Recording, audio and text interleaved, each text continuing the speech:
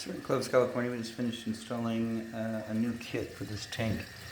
So this is an old Kohler Wellworth. I think it's 20 years old. Anyways, 1.6. So it's got the old style flush kit in there with 3 bolts and the funky gasket on the back bottom, and then of course the nut that mounts to the tank, and the friction gasket that goes on there. So everything mounts, bolts go through, tighten it down. So anyways, all these parts from Kohler. New handle from Kohler, flush valve from Kohler, fill valve from Kohler. You can use a fluid master here, but it's the original toilet, so we wanted to put original parts back in there. This is like double the price. Instead of $10, it's $20. But this, especially the flush valve, that's got to come from Kohler.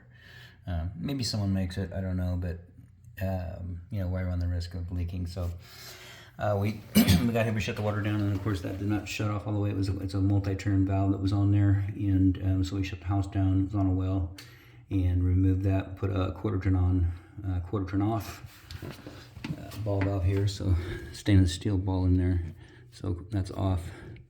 That's on. Iron pipe threads coming out, 3/8 compression by 7/8 ball nut up there.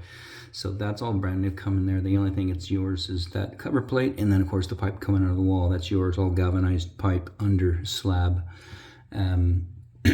which was still kind of outdated for 2000, but they were still putting galvanized in. So anyway, so that's new. We've got the fill set. We got it a little high, and the reason why we want it a little high is just, you can see where the water level line is at. I want to give it a little bit extra water, because when you flush it, you want one flush to push all the liquids and or solids down. Tried to clean up the bottom of the tank best we could. It's got a lot of iron in the water, and so it was. And then of course your inside your pipes, you know, translates to standing water in the tank. You can see the stain around the perimeter. Took some Clorox, tried to clean it up pretty good, wiped it up. Didn't all come off, but clean enough to mount new gaskets down there. Your job will be to monitor this. We monitor it for about 5 to 10 minutes. We flush it a few times, make sure it's not leaking. We listen to make sure that it's not running. So right now what's happening, you flush it, it dumps, that's good. Flapper comes back down, that's good. And that's, I don't like those, but that's what comes with the Kohler.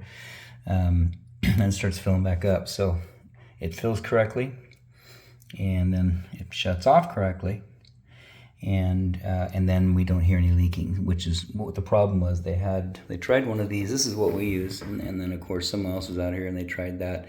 It didn't seat correctly, and so they put another one back on there. It was kind of a blue gasket, but not this one.